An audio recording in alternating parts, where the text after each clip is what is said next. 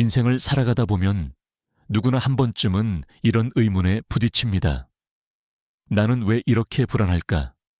왜 만족하지 못하고 늘 채워지지 않는 허무함을 안고 살아갈까? 지금 이 영상을 보고 있는 당신도 아마 그런 마음 때문에 이 자리에 머물고 있을지 모릅니다. 현대 사회는 풍요롭습니다. 먹을 것이 넘치고 옷은 계절마다 새로 나오며 인터넷 속 정보는 무한히 쏟아집니다. 그러나 역설적이게도 우리는 점점 더 외롭고 공허함을 느낍니다. 이것은 단순히 개인의 문제가 아닙니다. 철학자이자 심리학자인 에리히 프롬은 이미 반세기 전 이런 질문을 던졌습니다. 현대인은 존재보다는 소유를 우선시하는 삶을 살고 있지 않은가? 프롬이 지적한 것은 단순히 물질에 대한 집착만이 아닙니다. 우리는 지위, 인정, 타인의 시선조차도 마치 소유물처럼 움켜쥡니다. 내가 얼마나 사랑받는가, 얼마나 성공했는가를 끊임없이 비교하고 확인하려 합니다. 하지만 그럴수록 내면은 공허해지고 만족은 멀어집니다. 여기서 중요한 화두가 등장합니다. 존재의 삶과 소유의 삶. 소유의 삶은 끊임없이 무언가를 붙잡으려는 삶입니다. 더 많은 돈, 더 좋은 직위, 더 빛나는 명예를 쫓습니다. 그러나 이 길의 끝에는 언제나 불안이 기다립니다. 왜냐하면 소유는 언제든 빼앗길 수 있기 때문입니다. 오늘 가진 것이 내일은 사라질 수 있다는 두려움이 우리를 지배합니다. 반대로 존재의 삶은 지금 이 순간 살아있음 그 자체에 집중하는 삶입니다. 내가 가진 것이 아니라 내가 어떤 사람으로 존재하는가에 가치를 둡니다. 누군가에게 미소 지어줄 수 있는 마음, 새벽 공기를 들이마시며 느끼는 생명의 온기, 책 한 권에서 마음이 깊이 흔들리는 경험. 이런 것들은 소유와 달리 빼앗길 수 없는 것이며 오히려 나눌수록 커집니다. 그러나 질문이 생깁니다. 그럼 우리는 어떻게 소유 중심의 삶에서 존재 중심의 삶으로 전환할 수 있을까? 이것이 바로 이 시리즈 전체에서 함께 탐구할 핵심 주제입니다. 오늘부터 우리는 프롬의 사상, 불교의 지혜, 그리고 현대 심리학의 통찰을 빌려 존재의 삶을 살아가기 위한 길을 하나하나 짚어가 보겠습니다. 첫 번째 이야기에서 우리는 우선 소유의 함정을 좀 더 깊이 들여다보겠습니다. 그것은 단순히 물질적 집착을 의미하지 않습니다. 관계 속 소유, 시간의 소유, 사랑의 소유 등 우리가 무의식적으로 붙잡으려 하는 모든 것들까지 포함됩니다. 예를 들어 연인을 생각해 봅시다. 우리는 사랑을 할 때조차 너는 내 것이라는 소유의 언어를 씁니다. 하지만 과연 사랑이 소유일까요? 사랑은 오히려 상대방이 자유롭게 존재할 수 있도록 돕는 것 아닐까요? 그럼에도 불구하고 소유의 마음은 결국 상대를 억누르고 불안을 낳고 끝내 관계를 무너뜨립니다. 이처럼 소유의 삶은 처음에는 우리에게 안전과 확신을 주는 것 같지만 사실은 우리를 더 큰 불안 속으로 몰아넣습니다. 물질적 풍요가 늘어날수록 마음의 빈곤이 커지는 이유가 바로 여기에 있습니다.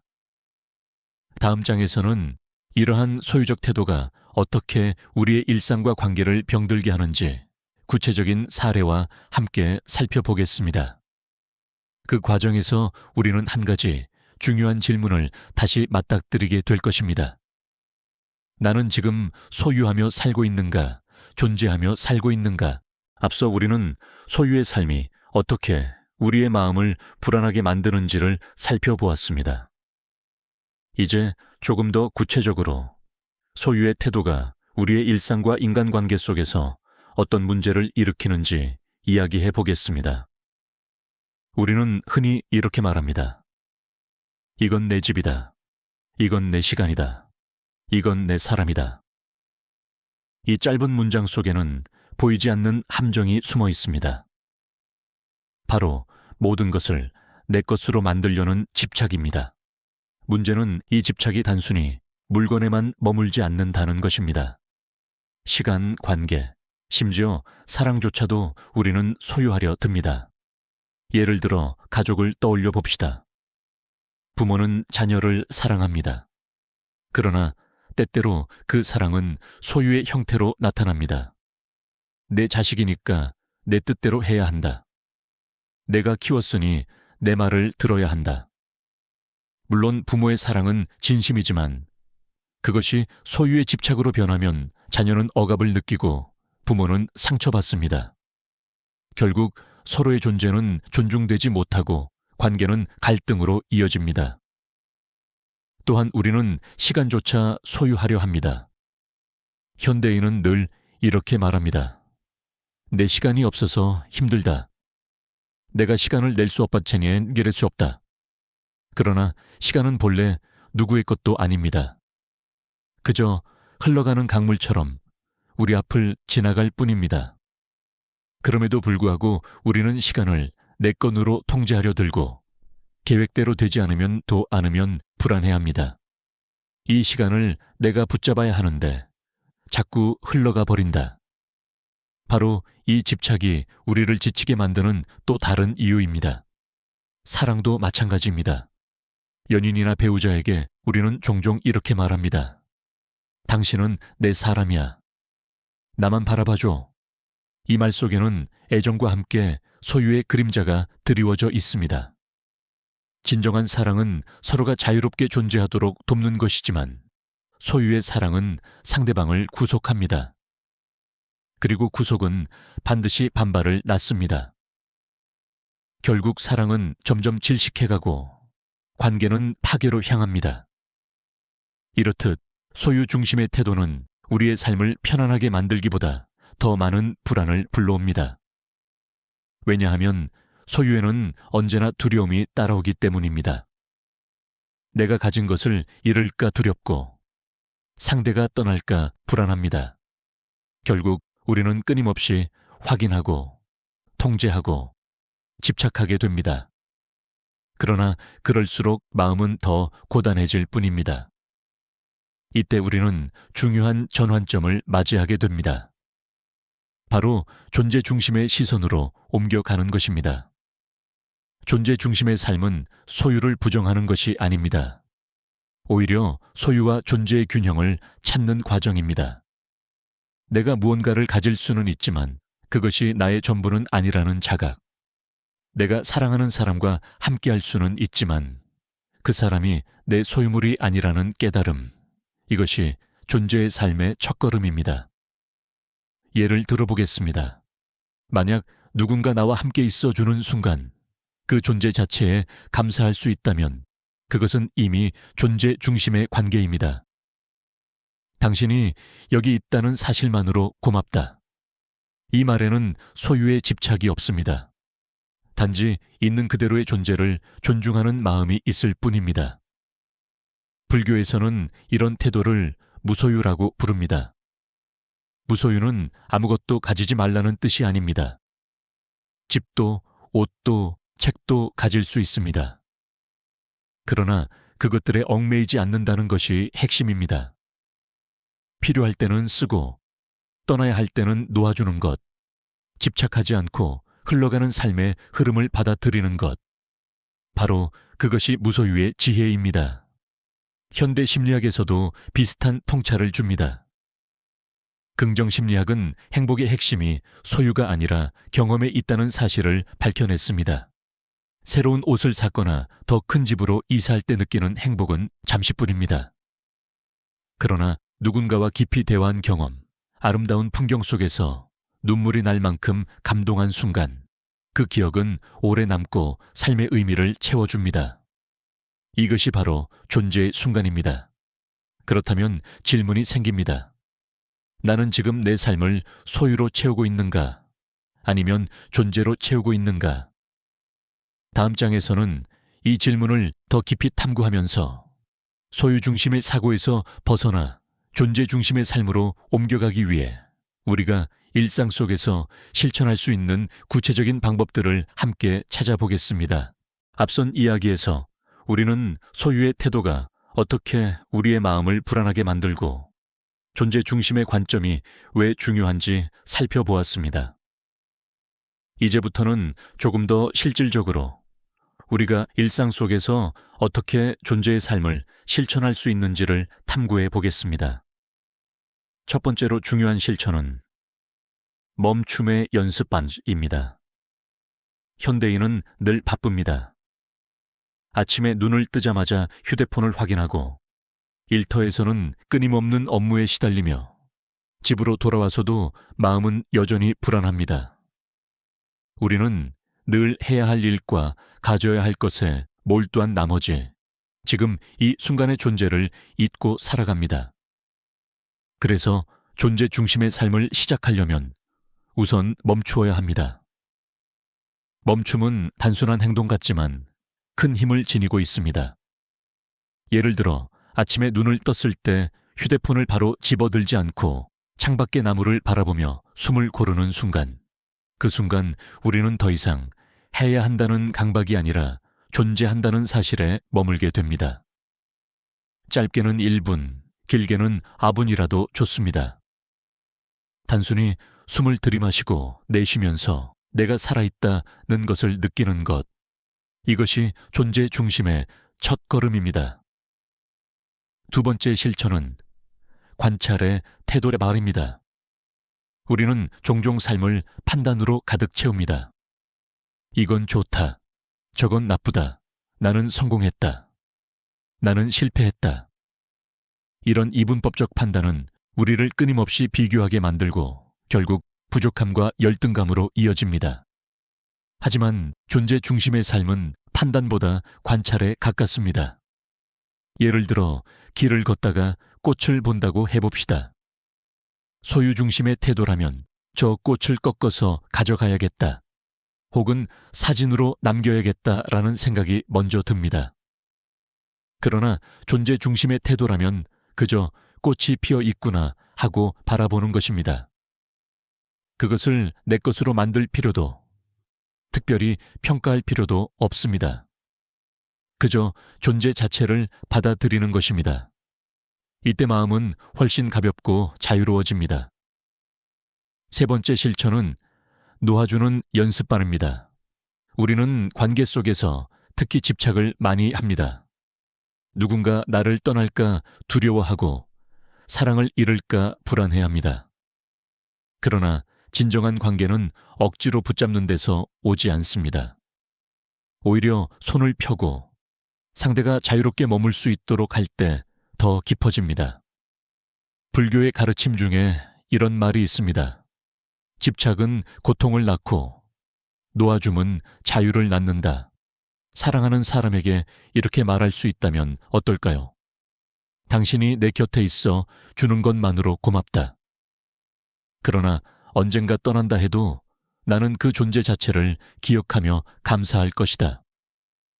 이 말은 소유의 집착이 아닌 존재의 존중에서 비롯된 진정한 사랑의 표현입니다. 네 번째 실천은 작은 경험을 소중히 여기는 것 안바십니다. 많은 사람들이 큰 성취와 소유에서 행복을 찾으려 하지만 진정한 행복은 작은 경험에서 비롯됩니다. 아이와 함께 웃으며 밥을 먹는 시간, 바람이 불어오는 오후의 고요함, 책 속에서 발견한 한 줄의 문장이 주는 울림. 이런 순간들은 돈으로 살 수 없고 오직 경험으로만 누릴 수 있습니다.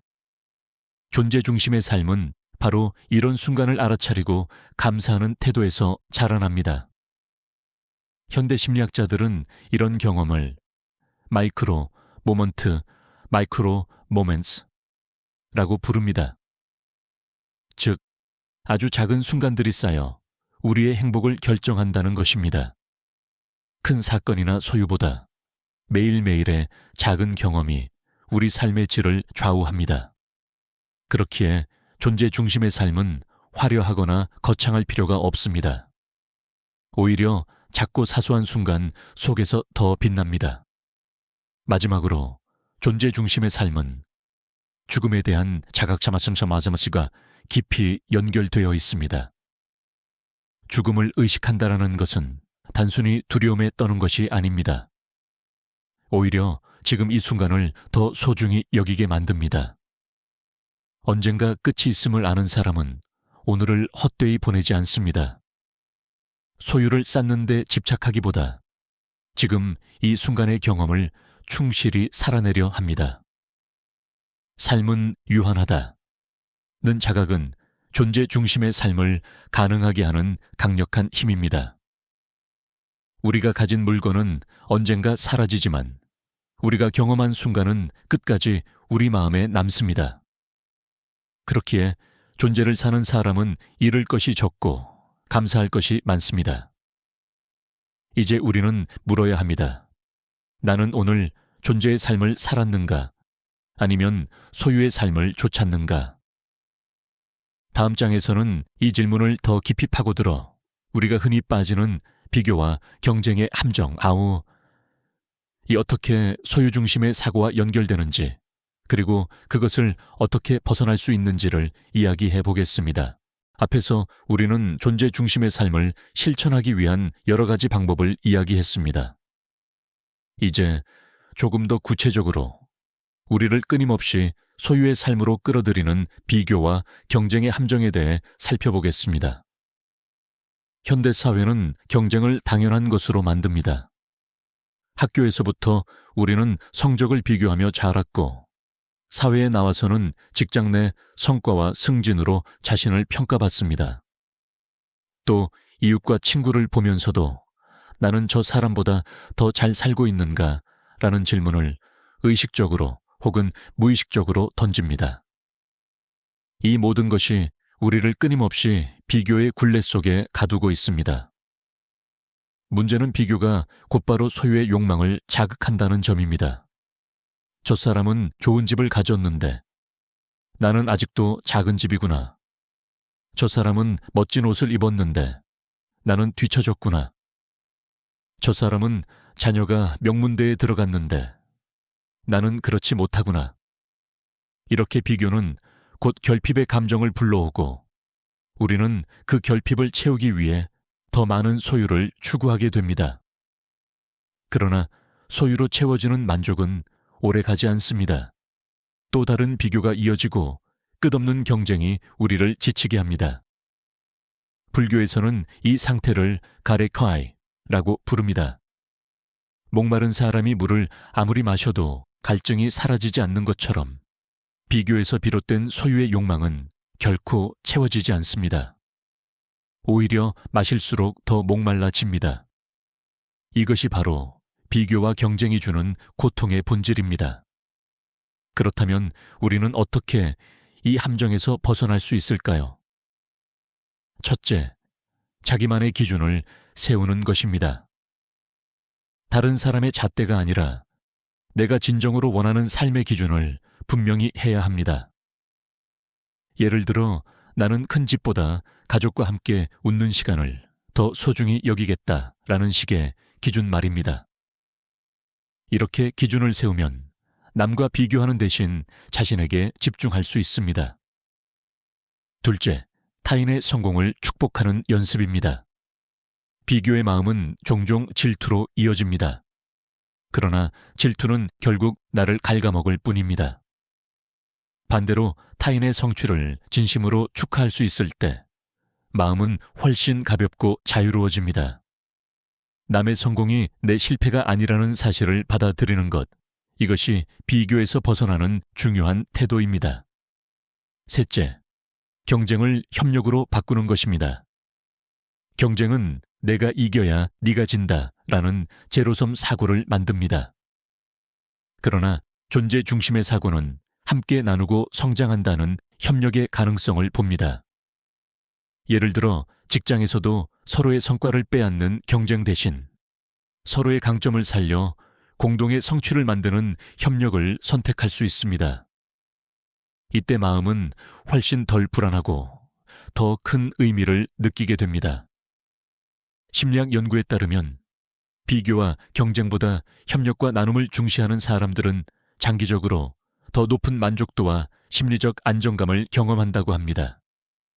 결국 존재 중심의 삶은 경쟁을 거부하는 것이 아니라 경쟁의 의미를 재정의하는 데 있습니다. 마지막으로 중요한 것은 자신을 있는 그대로 받아들이는 용기입니다. 나는 나로 충분하다. 이 간단한 문장은 비교와 경쟁에서 벗어나 존재로 돌아오게 하는 힘을 가집니다. 완벽하지 않아도 괜찮고 남보다 앞서지 않아도 괜찮습니다. 중요한 것은 내가 오늘을 어떻게 살아내는가입니다. 이제 우리는 다시 질문해야 합니다. 나는 지금 남과 비교하며 사는가? 아니면 나 자신으로 존재하며 사는가? 다음 장에서는 비교와 경쟁을 넘어 우리가 어떻게 감사와 충만의 삶을 살아갈 수 있는지에 대해 이야기해 보겠습니다. 앞에서 우리는 비교와 경쟁이 어떻게 우리를 소유해 굴레 속에 가두는지 살펴보았습니다. 이제는 그 반대의 길, 즉 감사와 충만의 삶에 대해 이야기해 보겠습니다. 감사는 단순히 고맙다라는 말 이상의 의미를 가집니다. 감사하는 마음은 현재를 있는 그대로 받아들이게 하고 부족함보다 충만함을 보게 합니다. 그런데 많은 사람들은 감사할 이유가 생기기를 기다립니다. 집을 사면 감사하겠다. 건강이 회복되면 감사하겠다. 아이들이 잘 되면 감사하겠다. 하지만 이런 태도는 결국 소유의 조건을 충족시켜야만 행복할 수 있다는 사고방식으로 이어집니다. 존재 중심의 감사는 다릅니다. 특별한 이유가 없어도 지금 이 순간 숨쉬고 살아있다는 사실만으로도 감사할 수 있습니다. 아침 햇살이 창문으로 들어오는 것을 느낄 때, 식탁에 따뜻한 밥이 놓여 있을 때, 옆집 아이의 웃음소리가 들릴 때, 이런 사소한 순간에도 감사할 수 있습니다.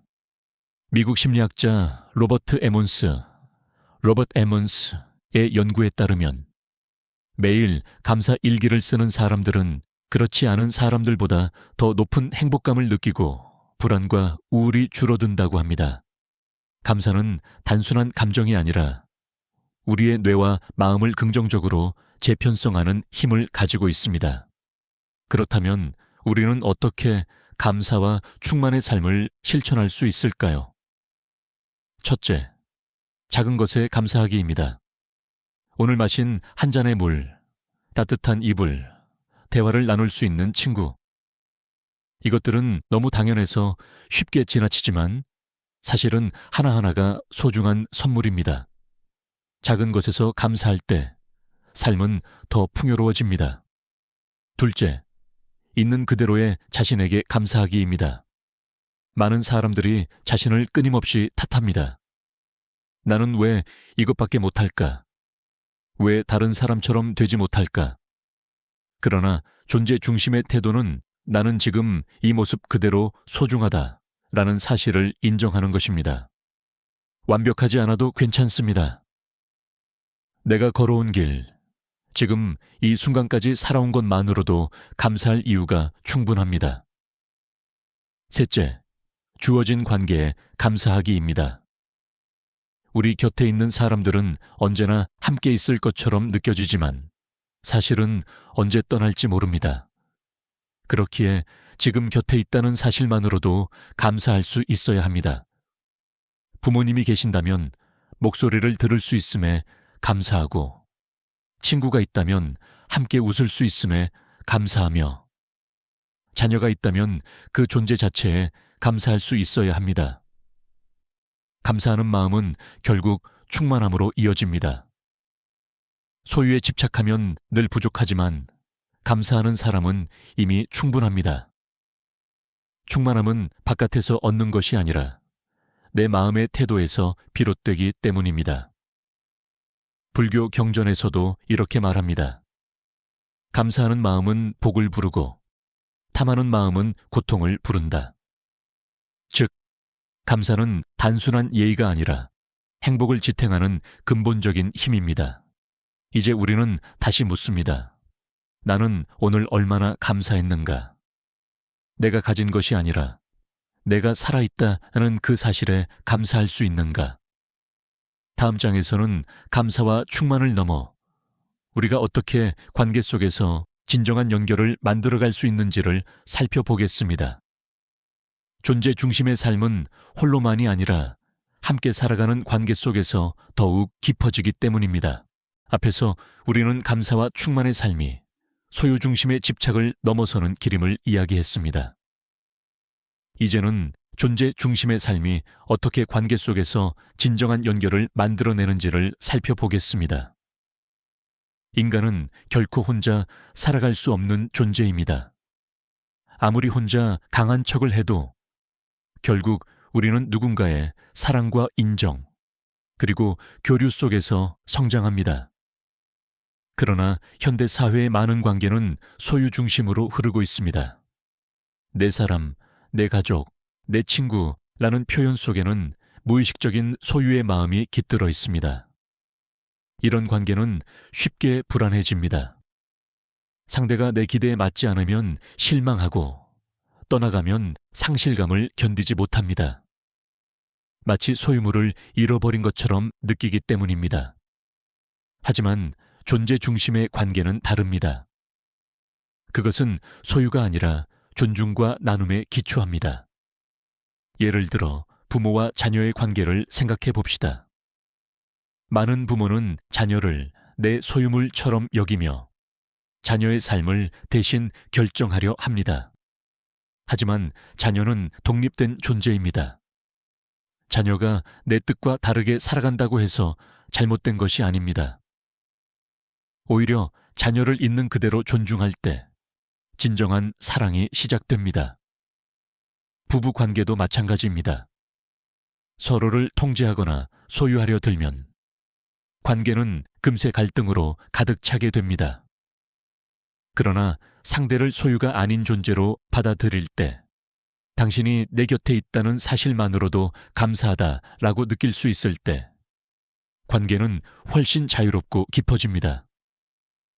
철학자 마르틴 부벌는 인간의 관계를 두 가지로 설명했습니다. 하나는 나 그것 아이트 관계이고 다른 하나는 나노 소 관계입니다.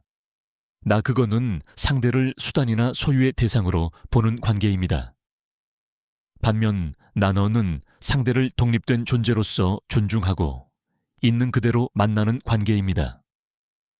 존재 중심의 삶은 바로 이 나노 관계에서 실현됩니다. 그렇다면 우리는 어떻게 관계 속에서 존재 중심을 실천할 수 있을까요? 첫째, 경청하기입니다. 상대의 이야기를 판단하거나 끊지 않고 있는 그대로 들어주는 것입니다. 경청은 단순히 귀로 듣는 것이 아니라 마음으로 듣는 태도입니다. 이때 상대는 비로소 내가 존중받고 있구나 라는 감각을 얻습니다. 둘째, 조건 없는 인정입니다. 상대를 평가하거나 바꾸려 하기보다 있는 그대로의 존재를 인정하는 것입니다. 네가 이렇게 해야 내가 사랑한다 라는 조건적 태도는 소유 중심의 사랑입니다. 반대로 네가 어떻게 있든 나는 네 존재를 존중한다 라는 태도가 존재 중심의 사랑입니다. 셋째, 나눔의 실천입니다. 존재 중심의 관계는 서로에게 무엇을 얻느냐가 아니라 무엇을 나눌 수 있느냐에 달려 있습니다. 작은 친절, 진심 어린 말 한마디, 함께하는 시간. 이런 나눔은 관계를 풍성하게 만들고 서로를 더 깊이 연결시킵니다. 심리학 연구에서도 나타납니다. 물질적 보상을 주고받는 관계보다 서로의 감정과 시간을 나누는 관계에서 더 높은 만족과 행복이 생긴다는 것입니다. 결국 소유가 아니라 나눔이 관계를 지탱하는 힘입니다. 존재 중심의 관계는 상대를 묶어두지 않습니다. 오히려 자유롭게 합니다. 떠나더라도 미워하지 않고 다가오더라도 두려워하지 않습니다. 그저 있는 그대로의 만남을 감사히 여깁니다. 이것이 바로 진정한 연결의 모습입니다. 이제 우리는 질문해야 합니다. 나는 관계 속에서 상대를 소유하려 하는가? 아니면 존재 자체를 존중하는가? 다음 장에서는 관계를 넘어 우리가 시간과 삶을 대하는 태도 속에서도 존재 중심이 어떻게 드러나는지를 함께 살펴보겠습니다. 사람들은 종종 나는 착하다, 나는 성실하다 라고 스스로를 표현합니다. 하지만 진정한 평가는 스스로의 말이 아니라 타인의 눈에 어떻게 비치는가에 달려 있습니다. 여기서 중요한 것은 단순히 입으로 내뱉는 단어가 아니라 행동 그 자체라는 사실입니다. 어떤 이는 늘 상냥한 미소를 띠고 있지만 정작 어려운 상황에서 타인을 외면합니다. 반대로 평소 말이 거칠어 보여도 위급한 순간에 먼저 손을 내밀어 돕는 사람이 있습니다. 결국 사람의 본질은 위기에서 드러나는 행동으로 증명됩니다. 옛 유교 사상가들은 덕은 말이 아니라 몸으로 행하는 것이다 라고 강조했습니다. 아무리 좋은 옷을 입고 고운 말을 해도 결국 행동이 따르지 않으면 그 모습은 껍데기에 불과합니다. 반대로 행동이 따뜻하다면 굳이 말을 많이 하지 않아도 자연스럽게 신뢰와 존경을 얻습니다. 이러한 원리는 현대 사회에서도 똑같이 적용됩니다. 예를 들어 직장에서 어떤 동료는 매번 협력하자라고 말하지만 정작 책임을 회피합니다.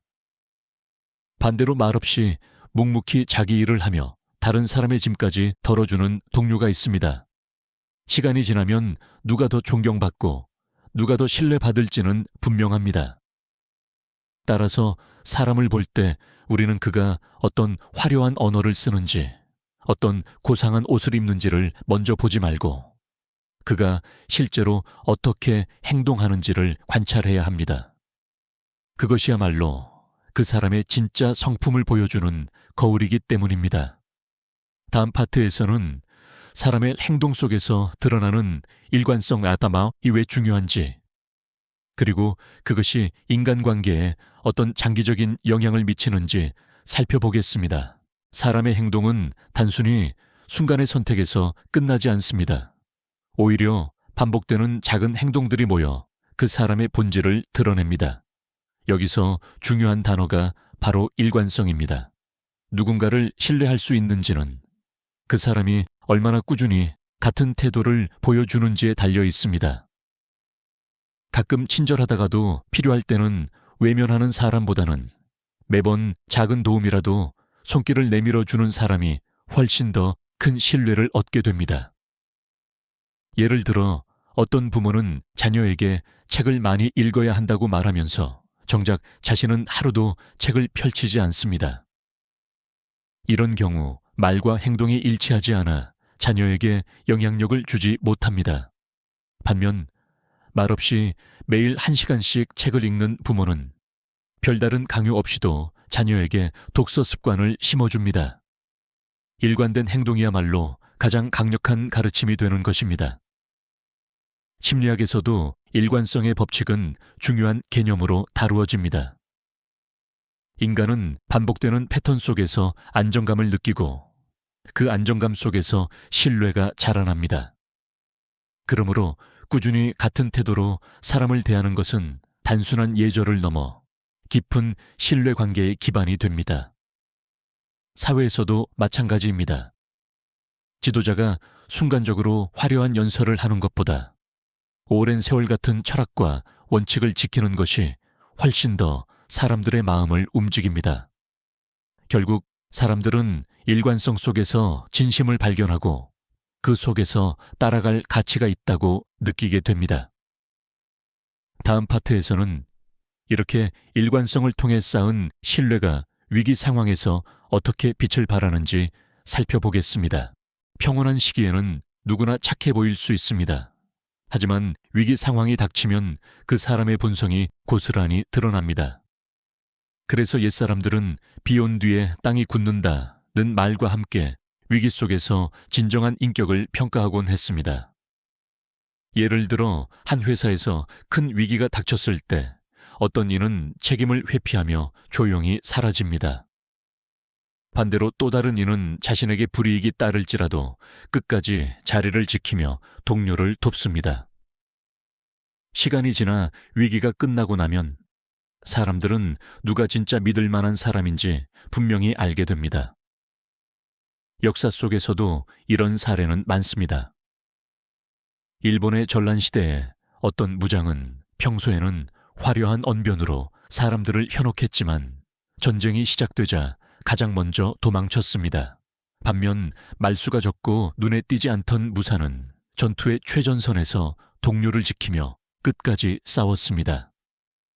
결국 사람들은 언변 좋은 장수가 아니라 묵묵히 행동으로 보여준 무사를 기억했습니다.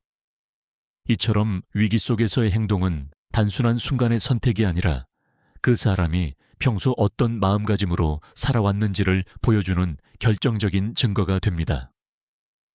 작은 습관과 일관성이 쌓여왔다면 위기 순간에도 그 사람은 흔들리지 않습니다. 그러나 평소의 삶이 허울 뿐이었다면 위기 속에서는 가면이 벗겨지고 말 것입니다. 따라서 우리는 사람을 평가할 때 단지 평온한 날의 모습만 보아서는 안 됩니다. 오히려 위기 속에서 그가 어떤 선택을 하는지를 관찰할 때 그의 진짜 인간성을 알 수 있습니다. 다음 파트에서는 위기를 지나고 난 후 드러나는 인간관계의 진짜 가치와 그것이 삶의 방향을 어떻게 바꾸는지에 대해 이야기해 보겠습니다. 폭풍이 지나간 자리에는 두 가지가 남습니다. 무너져버린 허상과 흔들림 없이 버틴 진짜입니다. 인간관계도 마찬가지입니다. 위기를 함께 지나온 사람만이 끝까지 곁에 남는 사람이 됩니다. 많은 사람들이 평소에는 친절하고 다정하게 다가옵니다. 그러나 막상 어려움이 닥치면 연락이 끊기거나 거리를 두는 경우가 많습니다. 반대로 몇 안 되는 사람들은 위험을 감수하고 곁을 지켜줍니다. 바로 이런 순간에 우리는 깨닫게 됩니다. 아, 이 사람이야말로 내가 평생 신뢰할 수 있는 사람이구나. 이러한 경험은 단순한 인간관계의 시험을 넘어 삶의 방향까지 바꾸어 놓습니다. 어려움 속에서 곁을 지켜준 사람은 단순한 지인이 아니라 삶의 동반자가 됩니다. 반대로 어려움 속에서 떠나간 사람은 아쉽지만 결국은 인연이 거기까지였음을 알게 됩니다. 심리학적으로도 위기 이후 남는 관계는 훨씬 더 깊고 견고합니다. 서로가 서로를 믿을 수 있다는 확신이 생기기 때문입니다. 그것은 단순히 감정적 친밀감을 넘어 삶을 지탱하는 근본적인 신뢰로 발전합니다. 그래서 어떤 현자는 이렇게 말했습니다. 사람은 성공의 순간이 아니라 실패의 순간에 누구와 함께 있는가로 평가된다. 결국 인생에서 중요한 것은 얼마나 많은 사람과 어울리느냐가 아니라 어려울 때 곁을 지켜주는 단 한 사람을 만날 수 있느냐에 달려 있습니다.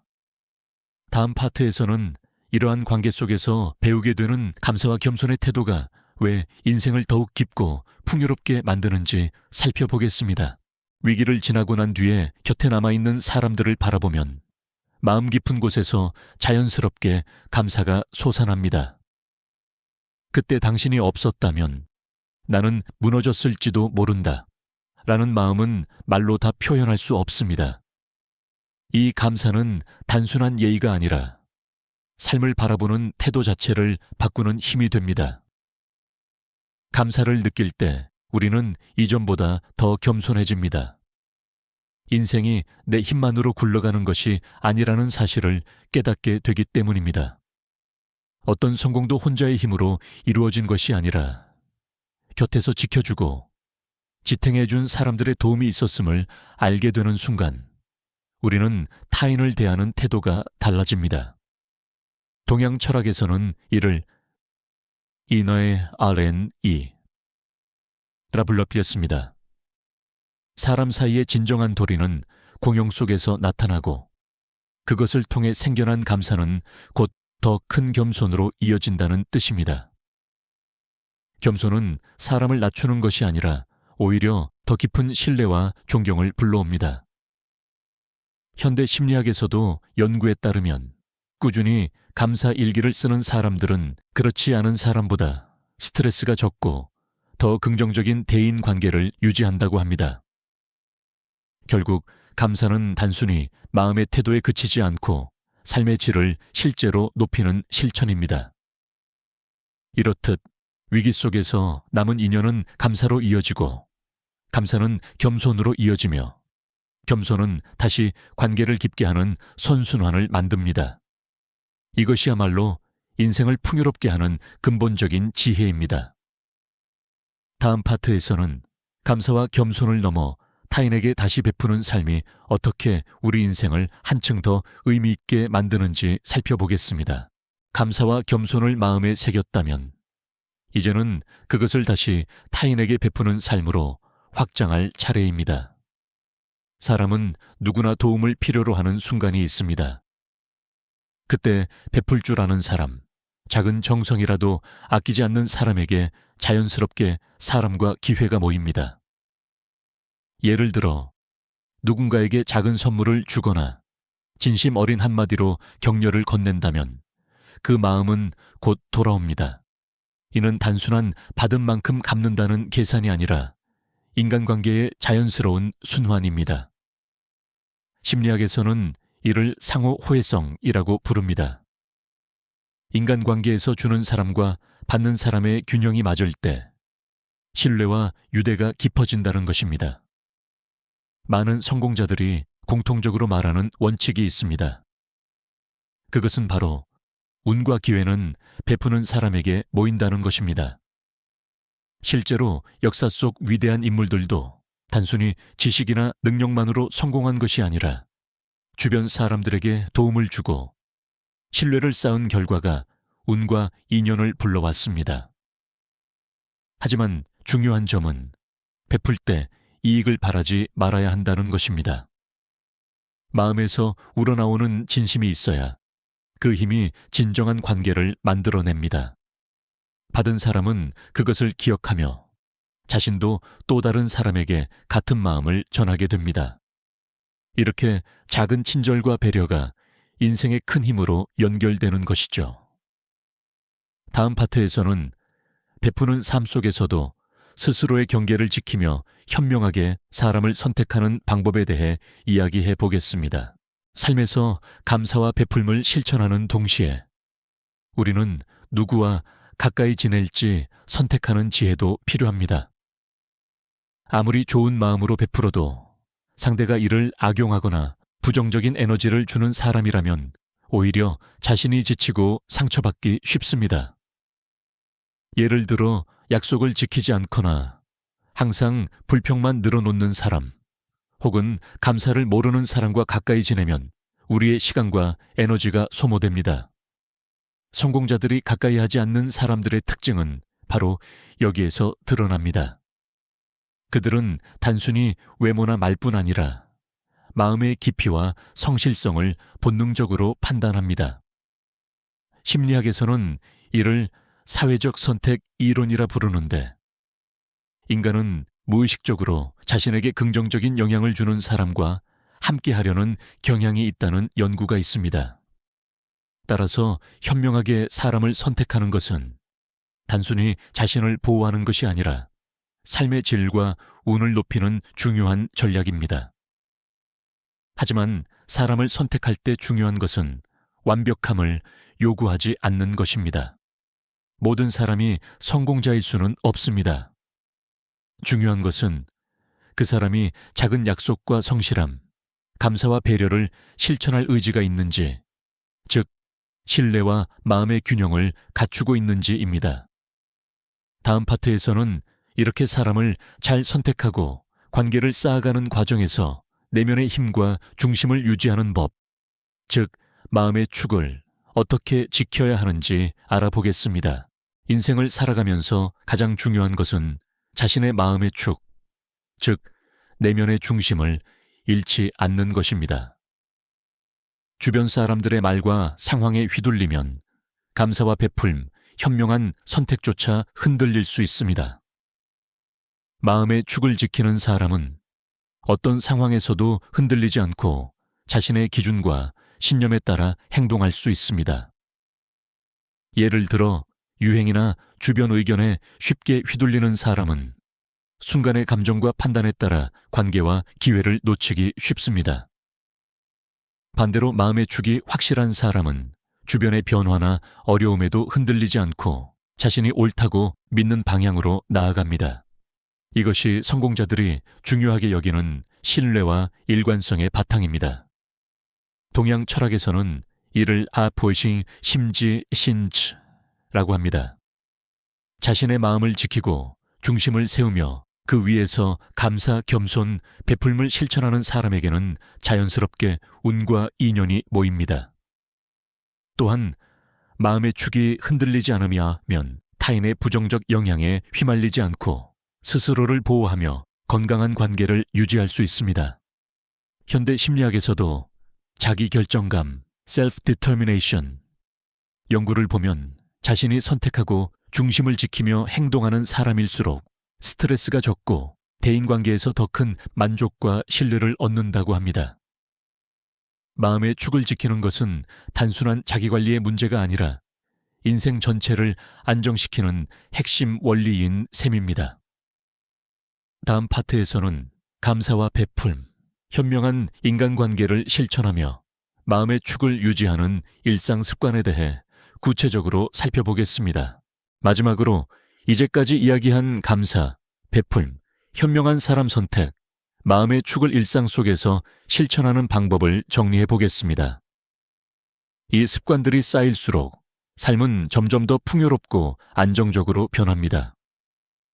첫째, 매일 감사할 일 3가지 기록하기입니다. 아침에 일어나거나 밤에 잠들기 전 오늘 하루 동안 감사한 일을 떠올리고 기록하세요. 작은 일이라도 상관없습니다. 오늘 커피를 친절하게 건네준 동료에게 고마웠다처럼 구체적으로 쓰면 감사의 마음이 더 깊어집니다. 둘째, 작은 베풀 실천하기입니다. 물질적이거나 큰 것이 아니어도 됩니다. 길을 지나가다 문을 잡아준다거나 힘든 상황에 처한 친구에게 따뜻한 한마디를 건네는 것, 작은 선물이나 편지를 보내는 것만으로도 충분합니다. 심리학에서는 이러한 작은 선행이 자기 자신에게도 긍정적인 기분과 신뢰를 쌓는다고 밝혔습니다. 셋째, 주변 사람의 성실함과 마음을 관찰하기입니다. 약속을 지키는지, 감사와 배려를 표현하는지, 행동과 말의 일관성이 있는지 주의 깊게 관찰하세요. 이런 사람과 가까이 지내는 것만으로도 삶의 질과 운이 자연스럽게 높아집니다. 넷째, 자신의 마음의 축을 확인하는 시간을 갖습니다. 하루 중 잠시라도 혼자 조용히 앉아 오늘의 판단과 행동이 내 가치와 기준에 맞았는지 돌아보세요. 이 과정을 통해 마음의 흔들림을 바로잡고 내면의 중심을 강화할 수 있습니다. 마지막으로 이 모든 습관을 실천하며 중요한 것은 완벽함보다 지속성입니다. 작은 실천이 쌓이면 감사와 베풀, 현명한 선택, 그리고 흔들리지 않는 마음의 축이 자연스럽게 삶의 일부가 됩니다. 그렇게 될 때 당신은 주변 사람에게 신뢰와 사랑을 얻고 운과 기회가 자연스럽게 모이는 삶을 살게 될 것입니다. 오늘 이야기한 7가지 지혜, 즉 사람을 가볍게 평가하지 않기, 약속을 지키기, 베풀고 받기, 마음의 축을 유지하기, 약점을 인정하기, 감사하기, 불만을 줄이기를 일상 속에서 실천해 보세요. 작은 변화가 인생 전체를 바꾸는 시작이 됩니다. 오늘의 이야기가 도움이 되셨다면 좋아요 버튼과 구독 버튼을 눌러주세요. 다음 영상에서는 인생에서 진정한 운과 기회를 부르는 사람들의 습관에 대해 더 깊이 이야기하겠습니다.